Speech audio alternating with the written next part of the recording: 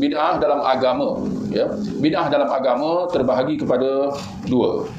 Yang pertama, bid'ah qauliyah, i'tiqadiyah. Bid'ah dari segi ucapan dan keyakinan atau kepercayaan.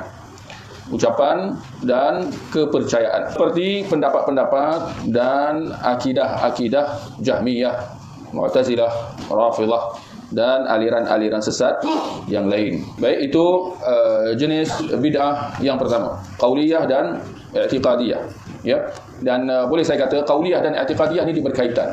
Kalau boleh saya nyatakan di sini juga bahawa, ya, yang jenis yang pertama ni dia lebih kepada bid'ah i'tiqadiyah, ya. Kepercayaan, ya. Jadi kita nak bezakan antara bid'ah kepercayaan dengan bid'ah perbuatan.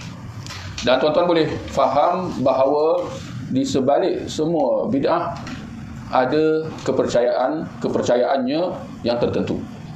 Dan biasa yang kita sebut atau biasa yang difahami oleh masyarakat, ya, bila dibahaskan tentang bid'ah, ialah bid'ah yang berbentuk perbuatan. Seperti mana yasinan, tahlilan, talqin. Ini semua bid'ah perbuatan.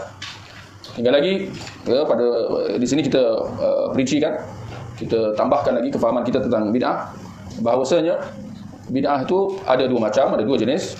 Ya, yang pertama di sini ialah bid'ah kepercayaan. Dan kita sebutkan tadi bahawa di sebalik semua bid'ah perbuatan, seperti mana yasinan, tahlilan, nanti mungkin itu soalan cupu emasnya nanti yang tuan-tuan kena fikirkan dan berikan jawapan. Di sebalik semua bid'ah perbuatan ada kepercayaannya.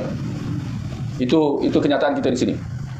Tinggal lagi nanti tuan-tuan fikirkan, apakah agaknya kepercayaan di sebalik bid'ah tahlilan, ya, yasinan dan talqin itu.